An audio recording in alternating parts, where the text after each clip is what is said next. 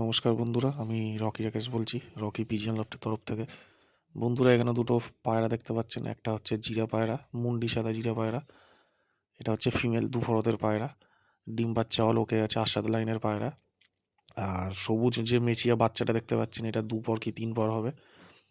Magnet লাইনের পায়রা, মানে কোয়ালিটিতেও কোনো কথা হবে না। ম্যাগনেট লাইনের মেচিয়া পায়রা, এটাও ফিমেল। দুটোই ফিমেলই হাত বদল আছে।